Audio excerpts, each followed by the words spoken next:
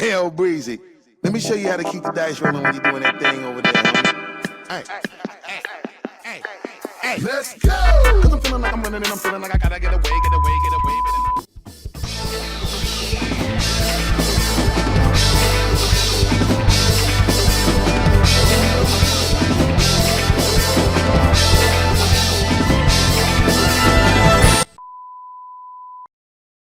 What's up, everybody? My name is Phil Litton with Marauders on Media, here with our very first episode of Marauders on the Street. We're going to walk around campus and ask people the important questions of their lives. You going home for Thanksgiving?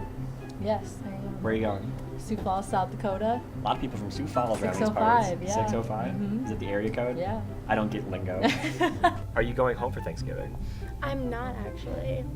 My family lives in Phoenix, so it's too far. I'm going to be driving to Montana. Are you going home for Thanksgiving? No, I'm going to my friend's house. What are you guys doing? Going to the Mall of America on Black Friday. It's going to be pretty lit.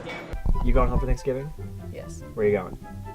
my uncle's house Where's your uncle's house? on South 3rd Street. Am I invited? Yes. Can you give me your best turkey gobble?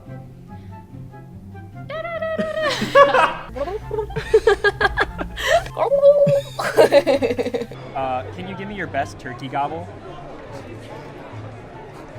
Yeah, hang on.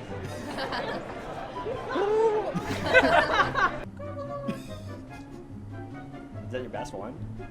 You do it. Can you name any of the Benedictine values? Hospitality, prayer, community, etc. Hospitality. That's all I got.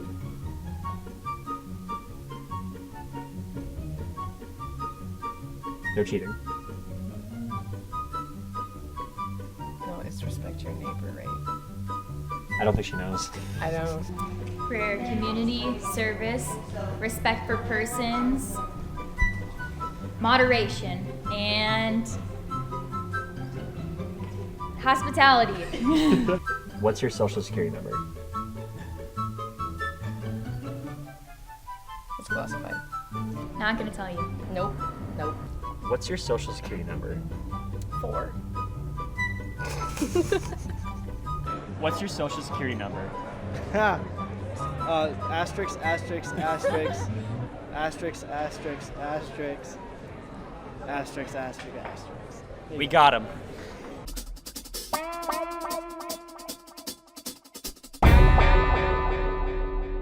Welcome back to your monthly news roundup with Marauders on Media. I'm Jackson Layer. And I'm Molly Loxon. We're here to catch you up on what's happening around campus, and hopefully Marauders on the Street brought a smile to your face in your mid-semester stress. Yes, can I hear your best turkey gobble, Molly?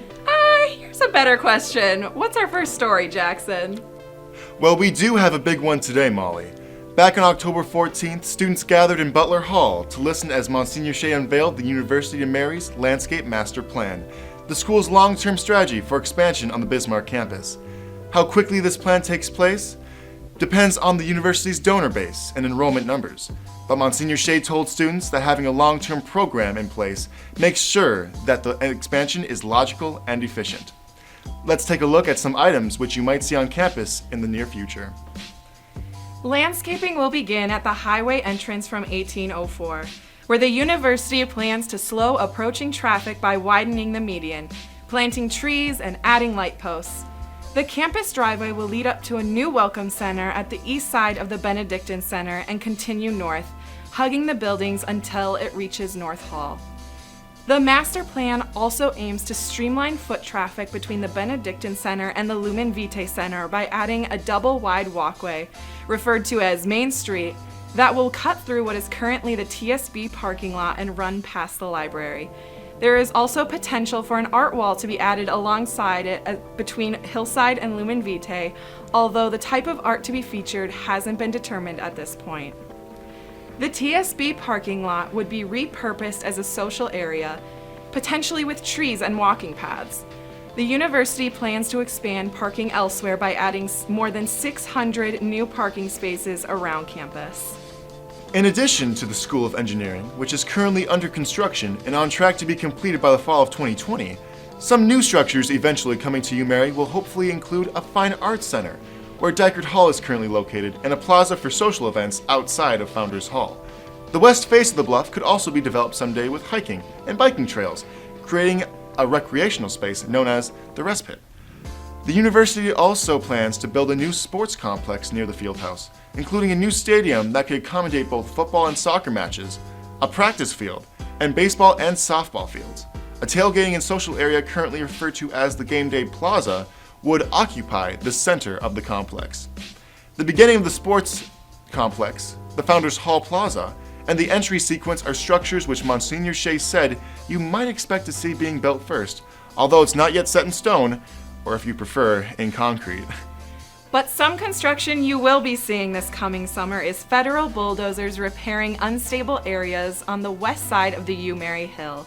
Sections of the bluff have actually slid off in the past, meaning that our beautiful hill is smaller than it used to be. The University of Mary has received FEMA grants to shore up the bluff in its two worst places, near the Sister Cemetery and beneath North Hall. And now moving over to news of a special visitor to our campus. Dr. Gianna Molla, daughter of St. Gianna Molla, visited UMary in late October, attending Mass alongside students and capturing the attention of those attending her testimony in Arnold Guston Hall. She lovingly referred throughout to her mother as her Saint Mommy, detailing the history of her parents and their dedication to each other and their children. St. Gianna Molla, pediatrician, wife, and mother, was pregnant with her fourth child when a fibroma was discovered on her uterus. St. Gianna was advised to have an abortion to save her own life, but she refused, instead opting to remove the fibroma and save her child. She died shortly after giving birth to her daughter, Dr. Gianna Molla. The meet and greet that followed Dr. Molla's testimony resulted in long lines of students waiting to meet her. One student described being thrilled to have met the daughter of a saint. Another student in attendance said it had been so surreal to have met someone so closely linked with a canonized saint. Skating over to sports, Molly Loxon has our top stories of the month. The University of Mary has made the difficult decision to drop the men's soccer program. Their season ended November 8th, and the team was informed several days later. Director of Athletics Dale Lennon told KX News, "A lack of nearby conference affiliation and NCAA Division II competition created an untenable situation. Difficult scheduling meant that the travel costs added up, as did the 13 days of class players missed during the past season. UMary will honor scholarship agreements with the athletes and support those who choose to transfer to continue their soccer careers." November 9th was Military Appreciation Night, as the Marauders hockey team faced off against Bottineau.